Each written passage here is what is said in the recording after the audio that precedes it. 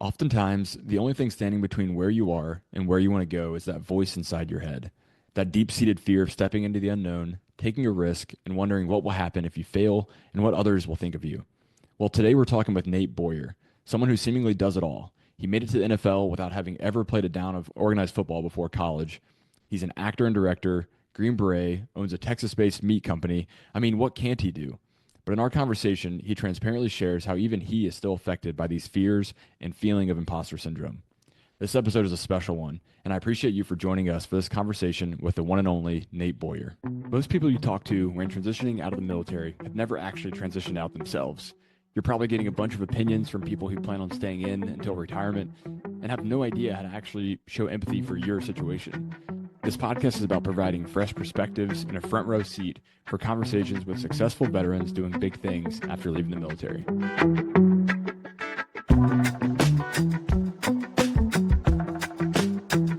I'm based in Austin. I'm out in LA often, but I don't live there.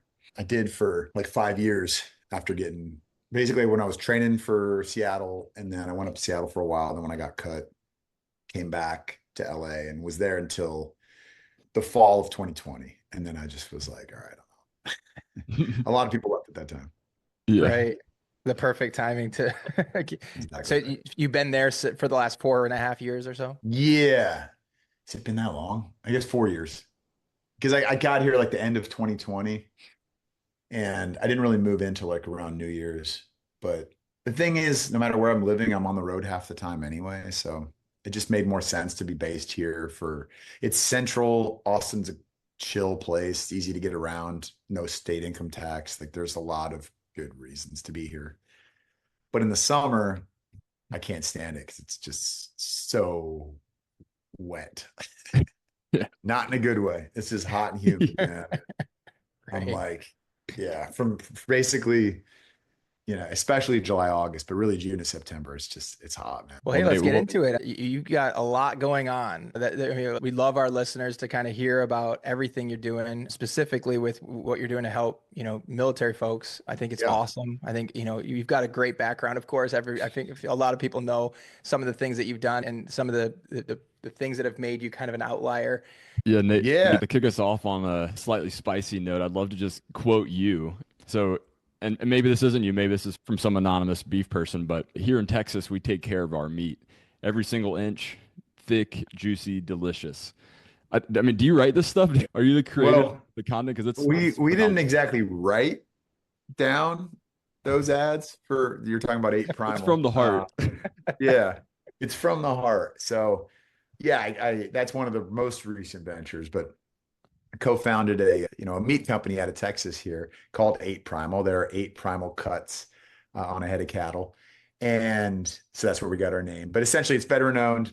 All the meat is from a family farm here in Texas, like born, bred, butchered, packed, and shipped from one place, which is super rare.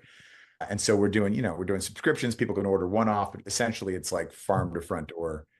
And we went out to the ranch and shot some really funny. I don't know if they're really funny. It was fun to shoot them. Funny to some people. I Thank you. Ads, I guess you would call them. And essentially it was me and my buddy Connor, and he's the one who, shot them and edited them up. But we just had a concept idea. It's like, let's just get some cows behind us and we'll just kind of riff and talk about, I mean, there's a million innuendos with meat. So we literally just did like, I don't know, 30 takes of just me talking. I mean, you said it, you quoted me, but nothing was on paper. There was no script there. It was nothing written. It was just improv. It was fun though. It was fun. That's impressive. And are the bar scenes, are those also a new kind of line of Yeah, those were a little more scripted. We were working with On Your Six Bourbon, which the bourbon's actually out of Kentucky, but some of they're kind of based in Austin, some of the group there. And they were like also veteran owned and they wanted to do something fun kind of with 8 Primal. So we did it. We're doing a giveaway and we shot that at Mama Dearest, which is a bar here in Austin that a couple of my buddies own, Texas Chainsaw Massacre themed, which you can't really tell from the shots, but it is it's a cool spot. So it was fun. Yeah, same kind of thing. They saw the 8 Primal ads and they were like, dude, let's do something with our bourbon and your meat. I mean, can't think of a And better so combo, yeah, right? there's a lot more of those to come that are more ridiculous than what you've probably already I seen. was waiting to see one on the Super Bowl, maybe. I don't know how much those are costing I nowadays, think it was but 8 million for 30 seconds. Was it 8 for 30 seconds? Yeah, I think that's so. what they said. Yeah. That's insane. I remember when it was 2 million, like 10 years ago, Right. because I was interning at an advertising firm to finish my master's degree, and it was 2 million for 30 seconds, which is already nuts. But the fact that it 4x'd in 10 years, that's Hmm. crazy. That's It's pretty crazy. wild. I get it though. A lot of people watch football. The brand is as big as it's ever been, you know, Right. very Right. international now too. So I Working mean, on that. Yeah, for sure. But I get it. this may be an obvious question since you're living in Austin and spending a lot of time in Texas, but what is it about starting a meat company, starting kind of a farm to table company that sparked your interest or made you decide to spend a lot of time on that? So I had been brought on to be like an ambassador for a similar concept that never really got off the ground. And the idea I thought was awesome. And I thought that, look, I mean, more and more, everything's becoming, it's automated. You're ordering everything online. It's easier in that way. But also for someone like me that I enjoy a good cut of meat. I enjoy a steak, but I'm going to go into the butcher shop and I'm going to have no idea what I'm doing. I'm just going to be like, whatever you think, to the guy. And it's not that I'm not interested in or wasn't interested in learning more about that. It's just, it can be intimidating for people like to do that. And then you go to the grocery store and it's hard to know where that's coming from. And a lot of it's not, you don't know where it's coming from. Much of it is coming from out of the country. And a lot of it's injected with dye to make it that bright red color. That meat does not look like that, not healthy meat. It doesn't look like, it's not that color. And so I learned a little bit through the just being, for a short time. We didn't even really launch, but I was, generally an ambassador for this company. And so I was like doing some research and went down to that farm was in Florida. I went down and visited the farm. And while it was ethical, it still was like, not that Texas is better than Florida or anything like that. It just happened to be, it just didn't, I don't know, something didn't quite feel right. It felt like we're trying to capitalize on an idea or making it veteran owned or it's American and just kind of throwing this stuff in your face and not really like meat's coming from the farm, then it's going to some distribution facility, then it's getting shipped to New York, and then it's going out to all these people. And it just felt like, I'm like, is that better? I mean, I guess it's better because it's at least from American farmers, but it still felt like there was just too many hands involved in it. And it ended up not really getting off the ground anyway. It fell apart. But one of the investors from that reached out to me and was like, hey, I learned a lot. I don't know if you did from these last few months, but like I feel like there's something here, but I want to do it out of Texas, and I'd like to do it with you if that's something you're interested in. And yeah, so we just kind of partnered up. This guy, he's actually from New York, but he's probably moving out here now. He called he researched all these ranchers. He called all these ranchers down in the area. Like he started with ones somewhat near Austin. So this place is an hour and 15 minutes away from Austin. And he was calling all these numbers, and some people would answer, and he'd say, "Hey, I have this idea of the company," and they just hang up on him because they probably get calls all the time. They're afraid of getting scammed. New York area code, New York accent. I get it, right? A little nervous there.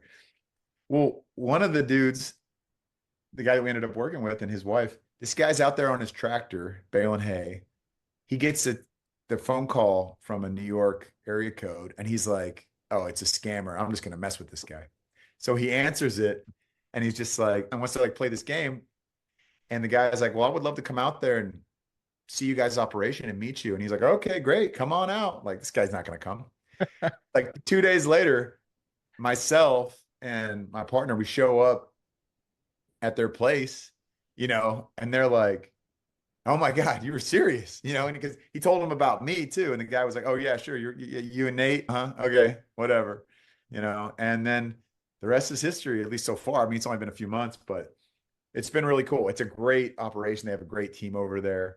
And like I said, it's a husband and wife. They grew up in the area. Like, they come from a family of ranchers and they're old school, but they understand this is how the market's going. People are buying everything online. This is how it goes. So like, how can we produce that high quality product you would get in a butcher shop?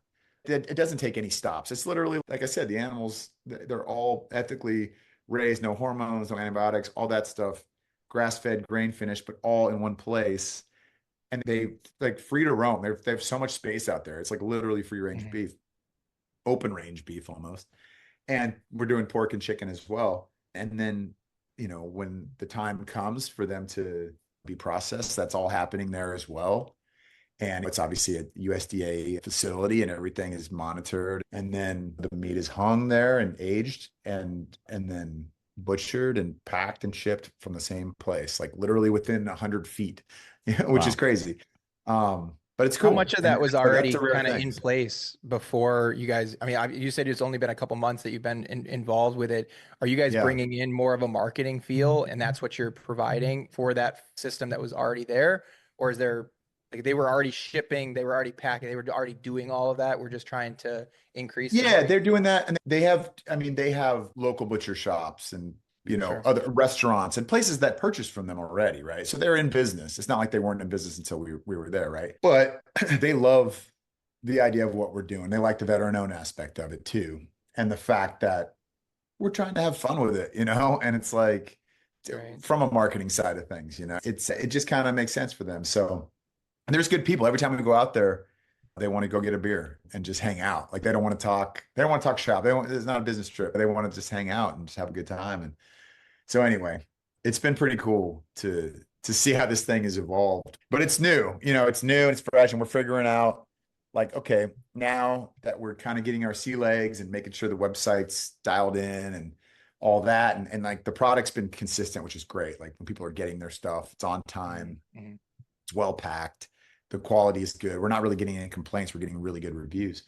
So now it's like, all right, now what do we do next to kind of up the marketing as far as like who are the right influencers to work with that are bought into the brand, speak to the brand, and not just people with a big following that are going to post about it. Like that's not going to necessarily move the needle. It's not about the number of followers always. It's like, how are they engaged? And does your audience actually engage with what we're doing and who we are? So it's kind of figuring that piece out. And I think we're going to really focus on Austin starting out. Like that's the audience we're going to focus. I mean, it's the 10th biggest city in America now, which is crazy. There's plenty of people here. And it's not that you can't order from everywhere else in the country. You absolutely can. But that is where the brand is from. That is where the meat is from. And the audience here, people like to buy, people from Texas like to buy Texas stuff. So I can genuinely say Texas beef sounds a lot better than Florida beef to right. probably anyone. If it's orange juice, all right. Yeah. Have you ever done stand up before? Maybe you can get on Kill Tony and promote the brand a little bit. I would get crucified on Kill Tony. I've been a couple times and no thank you. You could just stick to straight meat jokes the whole time. It'd be perfect. I don't think it would land. And I don't think they're that funny. Right. Obviously, everybody knows that like quality meat is something you should pursue. But I have a friend who his daughter actually has a severe allergy to gluten, and they Mm, can't purchase ground meat from the store because of the fillers have gluten in them. It's got you. not just meat, it blew my mind when he said that. Like, Didn't know that. and I'm like, oh my God, like you're not just buying ground beef when you're buying that. There's other shit in there that they can't. Cardboard. Yeah, exactly. Who Tacos. knows? Who knows? But his daughter's allergic to ground beef, but if he grinds it himself, it's perfectly fine.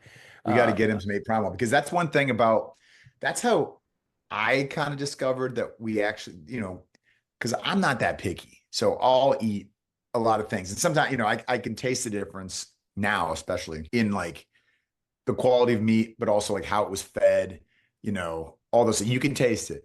So when we were sending it out to people, the number one comment from friends and family when we first started out was like, this ground beef is really good. And I was like, is the rest of the meat okay? Is that the best thing in there? They're like, no, the rest of the meat's great. I'm just saying it's the best ground beef I've had. And I was like, oh, okay. And they're like, that's really important because I mean, it's a third of your product. When yeah, you butcher a cow, a third of it is ground beef. It's just the way it is. Because some of those cuts, they don't translate into anything else. Some of the meat, you just, it turns into that ground beef is a mix of those things, some of those trimmings. And they were like, the ground beef is very good. And that was a huge compliment. But also, of course, you want them to say, oh, your strips are great. Your ribeyes so good. The filet, unreal. But the fact that they're saying the ground beef was really good first was very telling, because I guess often when you're getting this stuff, maybe it's from other companies in the similar space or from grocery store or whatever, it's just really hard to find good ground beef, and people use it. You can do a lot with it, and it's more affordable. So anyway, that was cool. That was a cool compliment to get, but it is absolutely 100% ground beef. There's no fillers or anything like Right. that. That's wild. I actually didn't. So is that like when you buy those like casinged ones at the grocery store or whatever? Is that I'm not sure. He like the way it sounded like it's just from any grocery store they avoid it just because they've had numerous encounters, just bad luck where she has a reaction just from the ground beef. So it's not like a one-off thing. He said like they just don't pursue it anymore at all. But the $1 million question is, do you ship to Hawaii? we do? We ship everywhere in the country. That's Yeah. awesome. All right. Well, then maybe I'll put an order in this If we afternoon. don't, we need to fix it. But I'm sure. Good. Maybe it's lower 48, no crazy, but I'm pretty sure we haven't. As far as I know, we haven't yet. As far as I know, Awesome. Well, but I we'll think try it out and I'll let you know. we'll figure it out. Yeah, let me know if it doesn't let you do it. Yeah. We'll get it Nate, fixed. what is it about you that, where does it come from to start seemingly kind of from scratch a beef company? Or a lot of people know your background, but to try out for a big time Division I college football team without having played football before, and then make the NFL and become do a lot of the acting stuff. And where does all that come from? That is kind of that entrepreneurial spirit that you seem to show so readily. I mean, your creative marketing, all that stuff, it's got to come from some background. Yeah, I mean, I think some of it at its core comes from, we all have our insecurities, right? We all feel like sometimes we're not doing enough, or we're not, I don't know. I think a lot of that at its core comes from that place of that voice in my head that tells, it's not me, but that tells me this is too hard, or don't try that, man. Like you'll never succeed or whatever.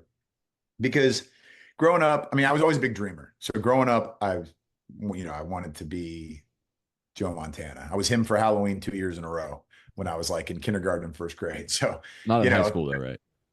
what's that? Not Not in in high high school school. though. No. That would have been funny. I mean, that's a great cause. I'd be Joe Montana today if I could Heck find an yeah. outfit that fit. I guess you could just make it. I got the pads. Oh, get me a Niner helmet. So yeah, so I was always a big dreamer, but I didn't really work towards it, as you don't really know how to work as a kid, right? And then you grow up and maybe you get more of a sense of it. But not until I joined the military did I really learn how to sacrifice, and like the work ethic and all those things, like the honestly just showing up every day and continuing to go and not being so result oriented. We're just and I'm the worst violator, impatient, when it comes to those things, learning a new skill or trying something that you haven't tried before, but you have an interest in. So it's like part of it's fear of like what other people are going to think when you fail, because you're probably going to. I mean, you're going to at some level if you're pushing yourself hard enough. Doesn't mean that it's the end all and like that's it, but you're gonna get told no, you're gonna get rejected, you're gonna lose a lot. So I think the time in the military helped me get past that. Maybe part of it is like the job that we're doing when you go to war, you're overseas, whatever your job is, like your life is at some level at risk, and you gain perspective. And I think a good amount of us, not all of us, but a good amount of us are like, man, when I get back, I don't want to live like I did before. Like with the fear of what other people think and worried about the failure and all that stuff, right? Or letting it consume me. Not that you're not going to worry still at some level, but letting it control you. And so, yeah, I did, because I didn't join the military until I was 23. I did some I worked on a fishing boat. I did all kinds of odd jobs and learned a lot, learned how to work somewhat. Definitely developed like a comfort in the blue collar existence, I guess. You know what I mean? And totally comfortable living out of my car for a little bit, which I've done. And those kind of things where you're just like, it's fine. Life's still pretty good for the most part. I have a lot of freedoms and opportunities. I can kind of do whatever I want. And then joining the military and doing all that.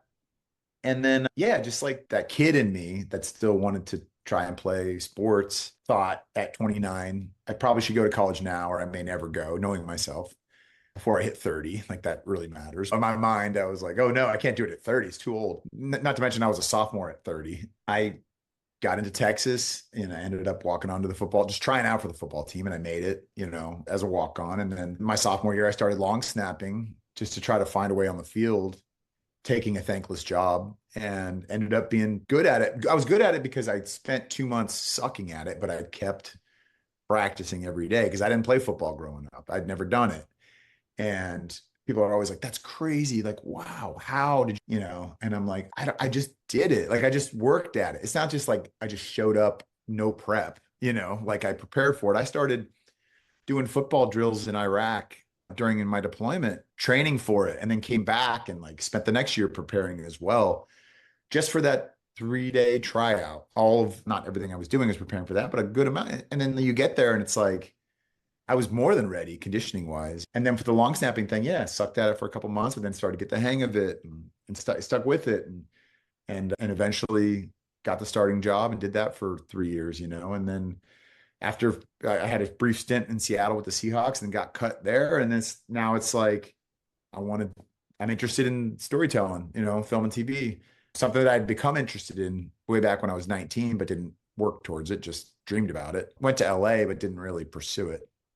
And now it's like, okay, I have the tools, which are not that hard to develop, to pursue it. It's just like, don't be afraid to send that email, make that call, show up at that class, whatever it is, ask to get coffee with somebody, learn about it, study it, and then start making stuff, even if it's just on your phone or whatever it is, and start to learn, and develop the comfort. I did an unpaid internship at 34 at a production company just so I could learn, and everybody else there is 10 to 12 years younger than me doing the same thing. And, this is a guy that was just had a shot in the NFL not long ago. And I think a lot of people would, in that situation, would maybe be like, well, I can't start down in the mailroom. Like I was just way up here. And a lot of vets feel that way sometimes too. And it's not the way to think. The way to think is if I humble myself enough to go do that, it may be months, it may be days. It may not be that long at all, but somebody's going to recognize and notice that about you. And they're going to know about your background. They're going to be like, why don't you come work at my desk, and be on my team or whatever. And you're just going to get out of that. But I think too often we're just too afraid to do that part because maybe it's embarrassing or maybe it's like, I don't know what it is. It's an ego thing. It really is. I think more than anything. But it doesn't matter the industry. Like you can break in to any industry. You can do anything. You just can't be too worried about what everybody else is going to think, because somebody's going to poo-poo on you. That's just the way it is. And usually it's the people that will never try and are just jealous that you're going for it. You mentioned that voice in your head, call it Yeah. imposter syndrome or just being afraid of what other people are going to think about your failure. You're starting in something new. But most people, when they hear that voice, they avoid it. They avoid that thing. They don't step that direction. Do you take that as a sign to actually step into that, to go down that path? Or how do you think about that? Because it seems like you deliberately run towards that voice. Yeah, no, that's so true. I think that, our insecurities, our fears, when you feel nerves about something, it's because you care about it. It's because it matters to you. If you weren't nervous, then it wouldn't matter to you that much. I mean, some of the greatest athletes of all time talk about that, like throwing up before a ball game, and not just because Jordan had the flu and scored 60 points or something. Not just that. Like people that are just because they're generally nervous about what or performers, a lot of artists and singer, whatever. But then once they face that and they, like you said, lean into it and just like follow the fear, and they get out there on stage or on the field or whatever it is. And those nerves become your ally because they help you focus also. You know what I mean? At a certain level, you just need to learn you need to put yourself in those uncomfortable positions. When you feel the nerves, just go do the thing. You might fall on your face the first time you speak or whatever the thing is, but just do that. Just follow that. Just try that out, because I think that always, or at least often, comes from a place of this is the way, this is what you're made to do. What is it? What's the Marcus Aurelius? The obstacle is the way. You know what I mean? There's a reason there's this thing in front of you that you can't seem to avoid, and it keeps showing up in your life because you're supposed to confront it or befriend it or embrace it or whatever it is. But we just don't do it too often. And then you have the worst of all fears, which is regret, that you have to live with or die with. And that's just a disservice to yourself and honestly a disservice to humanity, because if you care about this thing, if you're feeling that you're meant to do it, or at least explore it, and maybe it'll send you in another direction, but hiding from it or avoiding it is not the way. That is not, avoiding the obstacle is not the way. And it's ironic that I'm saying this because I think professionally, I've done a really good job at leaning into that. Personally, specifically romantically in my life, I've been the avoidant for a long time. And it's cost me. It's cost me. I've never been married, don't have kids, but I still want to do that, you know? So it's like now I'm at the time of my life where I still want all these things. I'm still going to pursue all these dreams and passions, but I'm trying to find a way to not only balance it, but to also lean into love, you know, for myself, not just love of humanity and love of like from the nonprofit side. I feel like I do give a good amount there, but one-on-one with people, with girlfriends of the past, I've shunned that or avoided that because I thought, well, there's no way I can do both. I just don't have enough in the tank. You know what I mean? But I don't think it's true. I don't think it's true. I think I've listened to the voice too much in that regard. And so that's kind of where I'm at now. While I'm not trying to downshift with this other stuff. I'm just trying to use the same model that I've kind of followed for the last 15 years or whatever it's been, 20 years, I guess. And also do that, you know, with a human being that you want to spend your life with, you know? So yeah. So that's, Thanks for sharing that, Nate. tangent I went on, but like, it's, you know, we're all learning something. Yeah, just hearing how you're talking, I mean, like a lot of your past has been like I'm sure you have your own goals, and it is like, hey, I want to accomplish these things, and you can't get to where you're going. You can't get any level of greatness without having that inner drive. But a lot of what you do is about helping others, and it's focused on like leadership and putting yourself out there to help a team. And like, you probably have your individual goals, but with a relationship though, it kind of should be 50-50, right? You're not just giving everything you have to the team. You also have to like kind of share that a little bit.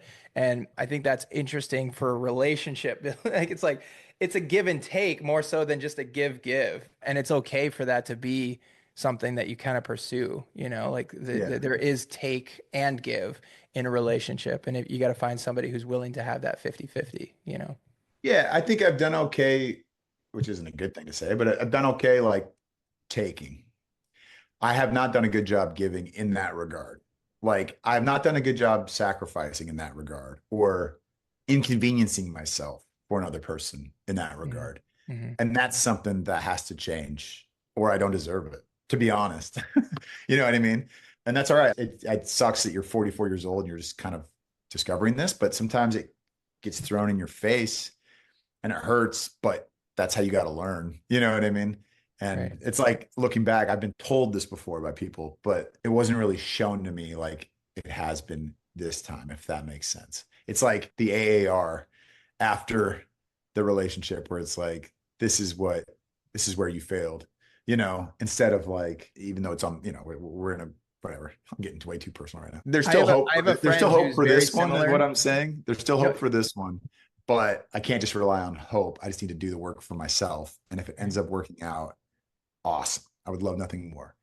But if it doesn't, I need to do this anyway for me and for a future relationship if there is one, you know, and for my kids if I get to have them, all those things. So like, yeah, there's nobody that's got it all figured out, I don't think. You know what I mean? Like maybe there is, but I have not met this person. And we excel in some ways and we really suck in others. And I'm just trying not to suck in this regard anymore right now. And then I'll find the next thing that I really suck at once I get this hopefully leveled at least a little bit. Well, demographics wise, we have a ton of women who follow this podcast. So maybe actually not.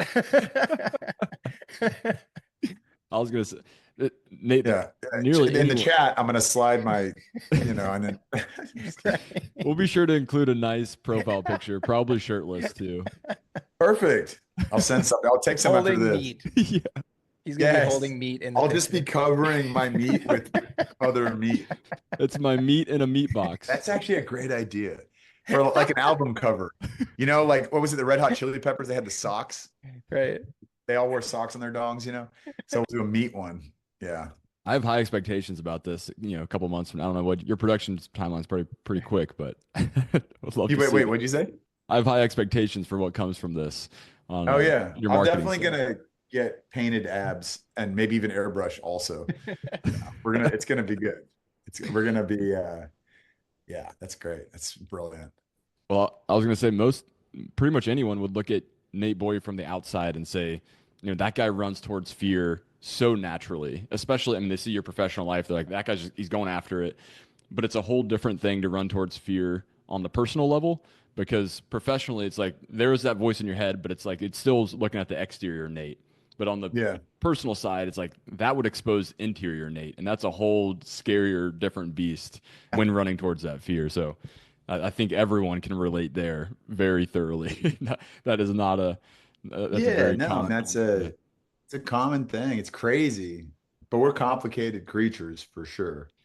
And we continue to overcomplicate things even more. That's something that has helped me on the professional side is just simplifying things, breaking things down to their simplest form. And usually it's not that big of a deal. Like just life is, we take it way too seriously. We definitely like politicize everything and it becomes this very complex existence, everything that we're doing when at our core, like I saw this hilarious meme the other day and it said, sorry I didn't, or sorry I missed your text. I'm receiving a 24/7 onslaught of information to a brain that's designed to eat berries in a cave. And it was like, it's true, but like it should be a lot simpler. And it's not. And obviously we're capable of incredible things. Like when you look at the world we live in, the inventions, the tech, the cyberspace, all the stuff that I can't even comprehend because my brain is literally still just meant to eat berries in a cave or maybe some steak too. But when I let myself just think of things in those terms, it does help. It does help with anxiety. It helps with existential crisis and feeling dumb because you don't understand how all these things work. And I think as you age, you feel dumber and dumber in some ways because the world keeps evolving and you're just like, I don't get it. I don't get it. But it's like, yeah, as long as I just allow myself to be the dumb dumb that I am, but don't let it stop me, and don't let it slow me down and just try to learn as much as I can, research as much as I can, understand what I'm capable of understanding, but just taking action with everything that I'm doing and that I'm interested in. And even if it's in futility or I'm just not quite understanding what I'm doing, but I'm just doing it and maybe I'll learn along the way because I'm interested in it or I love it, then that's the way I'm going to live instead of psyching myself out. My dad said something once to me about football. He said, if you would have played growing up, you never would have tried out for Texas. And I was like, why? And he's like, because you would have known how insanely hard that is. Like you would have known how unathletic you are compared to those guys. You would have realized that because you would have faced that, right? But you didn't because you were naive a little bit. And like a naivety is not always the worst thing. And I'm not saying just blindly go into things, of course, but at the same time, like we do a great job of psyching ourselves out because we read too deep into things, and this applies to relationships too, not just romantic ones, just with people. We remember that one thing that was said or whatever, and we just obsess over it and break it down 1,000 different ways when we don't always know the intent of that. It could be something they don't even remember saying or care about, or a look that you think somebody gave you and you make it about you. And look, what are they, whatever. And it affects your relationship with that person or that thing forever because you feel like you are judged by this. And this is your reality in this space when it's like, it's just not, it's like, that's how you saw it. That's how you perceived it. And it doesn't have anything to do with their intent necessarily. So I think that happens a lot in the professional world as well. We look at this thing and you're like, oh, I one day I want to, whatever your dream is, your goal, I want to be the CEO of X type of corporation. That's my goal. But I haven't even gone to college. I'm just getting out of the military. I was a grunt. I don't know anything. And you start to go down that path. And then you just like start to look at the odds and the numbers and the analytics. And you're just like, I'm not doing this. I'm crazy.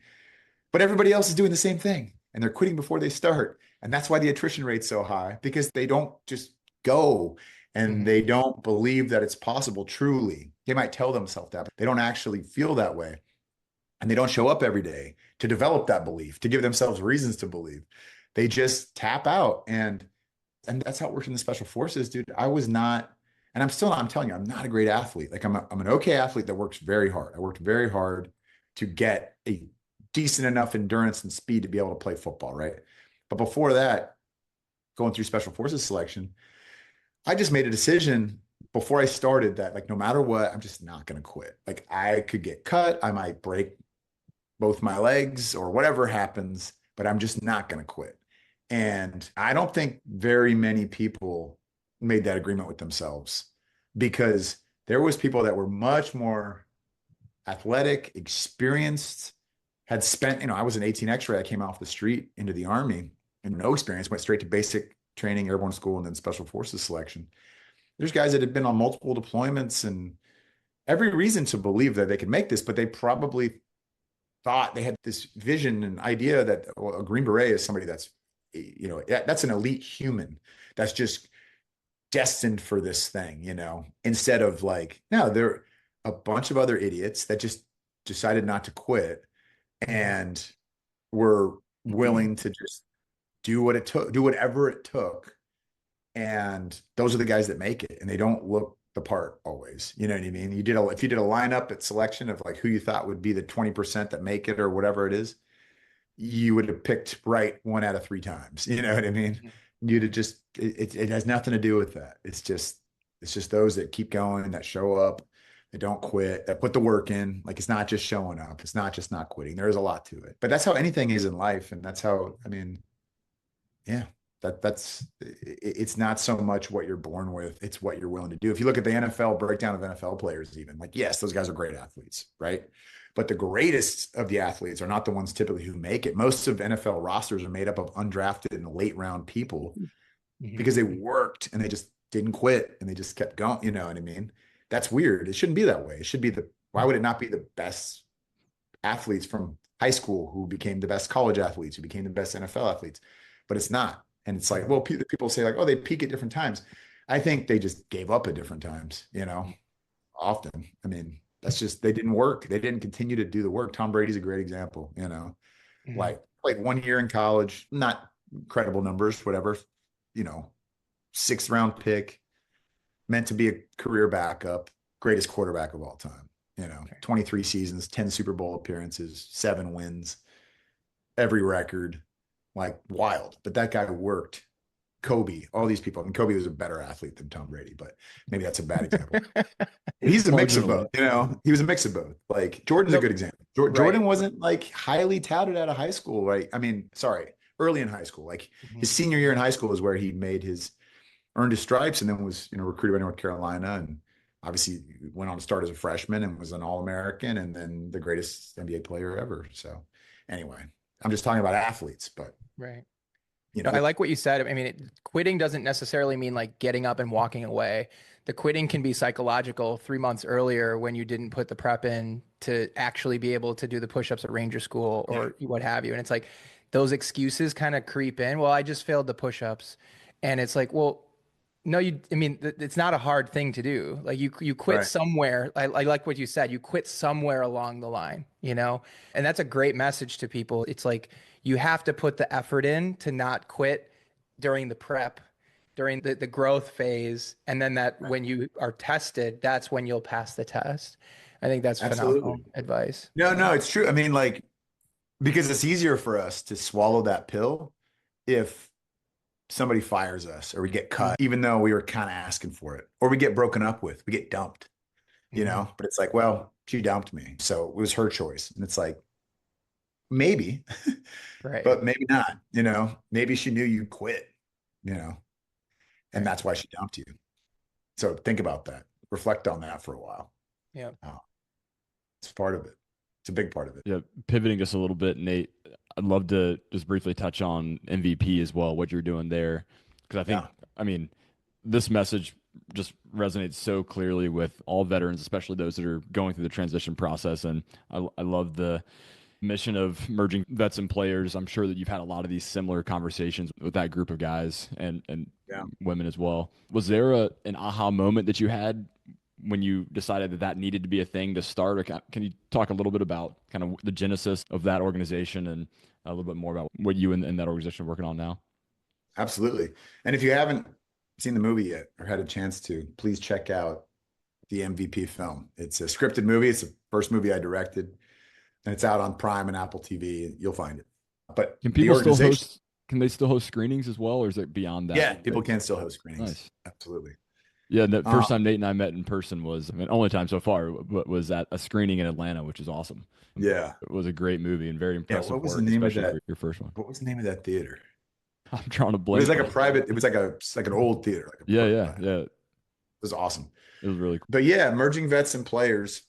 I co-founded it with Jay Glazer. And Jay, for those that don't know, he's, an NFL analyst, works for Fox Sports, but also in the UFC community or I should say MMA community as well. And Jay has a gym in LA called Unbreakable Performance Center. And that's where I trained in preparation for this opportunity at the NFL level after college, right? I was finishing my master's degree, doing an internship in Los Angeles while training at the gym.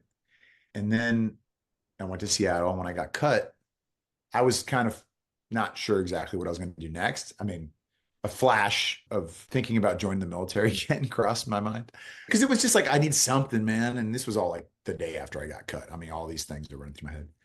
And Jay was like, hey, man, why don't you take a breath and think about this? Because there's a lot of people, athletes too, that feel the same way that you do when it's over, not just vets, right? And he's like, that feeling you have, like a lot of players when they get cut, coaches when they get fired, whatever that is, they scramble because they're just like, this is my thing. This is my identity. This is all I know. I was a part of something big and now I'm not. And not that war and sports have anything in common. And we even say it in exactly word for word in the movie, the battlefield and the ball field are very different places. But the locker room or the team room, as we say in the military, very similar. The identity with the uniform, the structure, the brotherhood, camaraderie, the sense of purpose, all of those things, mission, even though, once again, it's very different stakes, but there is a lot at stake for both, and there's a good amount of sacrifice required to be elite.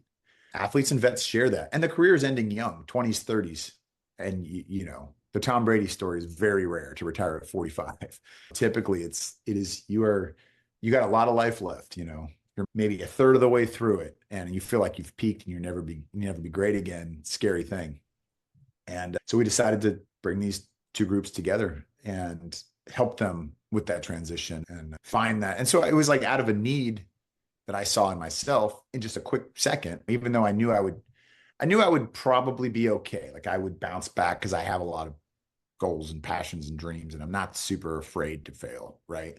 But it is a weird space to be in. And there's a lot of people that don't have that. I'm lucky. I think that's some of that maybe is developed and some of that maybe because both my parents worked very hard and I had that example. Not everybody has that example, right?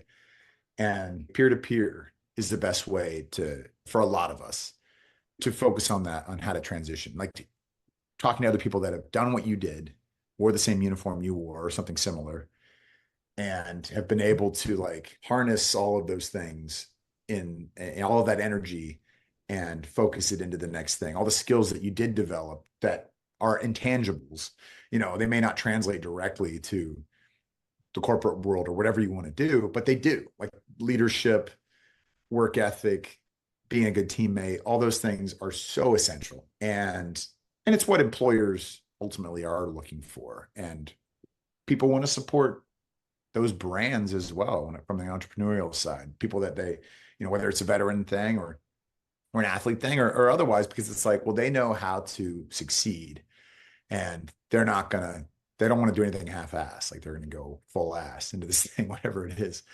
And so I think that's why MVP really began, was there was just seeing a lot of that. And I met some guys that were living in a veterans homeless shelter on Sunset Boulevard, and we film on location in the movie. But it's like these dudes were part of some great units in the military, but they came from tough upbringing and they came from, not a stable environment. And they had this structure and all these things. And they get out and they're right back in that unstable environment with not really a good field manual on how to navigate that. And so, yeah, it was like just wanting to help those people and walk the walk with those people, because we are all the same, and you get those guys in the room with Randy Couture and Tony Gonzalez, like two of the greatest to ever do it in their respective sports. And they've got a lot in common with these vets that are living in a shelter. You know what I mean? It's kind of crazy to think about, but once they get talking, it's like, oh yeah, I mean, I deal with that too. He kind of helps you get out of your own way. Yeah, that's incredible. I was thinking maybe you guys should help Bill Belichick. I don't know. He seems like he's doing kind of okay. spiral. Well, I think he's doing okay. It's just that all the memes surrounding that have been. I mean, yes, it's hilarious. It's hilarious. I've seen him. He was at Army Navy, and I saw him also at Super Bowl week, with her, and it's funny. I think he's 3 times her age. But I get it. I mean, come on. And you blame the kid. It's funny. It's funny. Yeah, unlike players. Now the UNC coach, which is so crazy because, Mac Brown was my coach in college at Texas, and then he's been the UNC coach for the last, half dozen years. And he was also one of the oldest coaches in college football. You know what I mean? And you're thinking, oh, they're going to hire somebody closer to Belichick's girlfriend's age. And no, they hired Bill Belichick. Pretty wild. Right. But then the Raiders hired Pete Carroll, my other coach, who's also up there, oldest coach in the NFL, I believe. Right. He doesn't look it, though. He doesn't act it either. Pete's half his age, man. He's a young man. He is nimble, and he's a great attitude. He's going to live to be 100. Like, he's just one of those people. He's just a positive guy. And that's how those guys, I'm working on a D-Day 80th anniversary documentary right now. And the guys we're interviewing are 100, 105 years old. And the common thread with all of them is they're pretty optimistic, about things. Like, even though they see the frustrations and the division and all the things that are going on, not just in our country, but internationally, they also sort of have this hope and believe that we'll get out of it and we're going to be okay. And that's one of the secrets to life anyway. It's hard to do, but maintaining that optimism. Tell us a little bit more about the documentary. Is it something that'll be released relatively soon, or kind of what's the premise? Yeah, we got to finish it. We're still trying to fundraise for it, but essentially it's 80th anniversary. We went out to Normandy, visited on June 6th, and we're there for a lot of the ceremonies, met some of these guys, went to the beaches and the hedgerows and some of the celebrations they had there. And then we've since been back in the States tracking these guys down, and then going to their homes, and they're doing these kind of straight to camera storytelling, which is hard to do for anybody, but it's really hard to do for somebody that's a centurion. And it's been special to just hear their lives. These guys were born before, everybody had electricity and horse-drawn carriages, and just this wild growing up through the Great Depression and World War II, of course, and just all that they've seen and experienced. And we got such a diverse group too. We've got people from all walks of life and races and religions and beliefs, just like the military today. That story often isn't told because it was a different time. There was segregation even in the military, but because of these people, because of that generation, because of that war, the military in a lot of ways was actually ahead of the curve on integration and these things that took way too long for us as a country to embrace. And we still got a long way to go, in my opinion. But it's because of people like that were just like, they fought alongside each other, and when you're willing to do that, man, you don't care what somebody believes or what they look like. If they're willing to take a bullet for you too, you are connected forever, and it doesn't matter how that stuff kind of goes away. Man, I imagine that's been an incredible experience, having conversations with those guys and getting to see a little bit through their perspective and their memories. That's amazing. Looking forward to watching it as well when it comes out. Well, Nate, as we wrap up here, 2-part question that we ask every guest. One is one way that somebody listening to this might be able to help you or provide value to anything that you're working on. Yeah, I would just say, if you have any thoughts or ideas, feel free to reach out to me. But also, vetsandplayers.org is the website for MVP. We are still looking for a little bit more investment to finish this D-Day doc. It's very good. I can send you guys a sizzle reel or whatever. So if there's interest there from people, great. And then obviously order some meat, go to 8primal.com, get you some of Nate's meat. Absolutely. Is there a different website for that? NatesMeat.com. Do not visit that site. Don't Google that. Do not. I'm sure that's something. It has nothing to do with me, I assure you. Not yet. And then the second part to that, Nate, you've given a lot, amazing advice, but any give you would have for anybody listening to this might be able to help them with their journey. No, I think I feel like I kind of said it, but I mean, the main thing is like, at the end of the day, we're all dying. And the last thing you want to die with is regret for not having those conversations or not taking that chance or doing that thing, or exploring whatever it is you're interested in. Yeah. It would suck to just be like, I wish I would have. And it could end tomorrow. You know what I mean? For any of us, it's like, we don't know. And yeah, I think, that's advice I need to take for myself too. Still, what is the most important thing to you? What do you really want to do? It's not so much like, what's the legacy you want to leave? I don't really like that question. It's more about like, what motivates you? What turns you on? Like, what is that thing, or what are those things? And are you doing them? Are you a part of that? Are you living that existence, or that reality, or are you just waiting for something to happen? Because it's probably not going to happen. No one's going to come to you and, discover you. And it's not how it works. Looking like a true Texan. Come and take it. Awesome. Molon It's always a lave. pleasure. That's where they stole that. They stole that from the Greeks. Yeah. It's always a pleasure catching up, Nate. Appreciate you doing this, man, taking the time to speak with us. I know that anyone listening to this will take a lot away, especially those that are going through a transition, whether it's military or otherwise, will mean a lot for a lot of people. So thank you.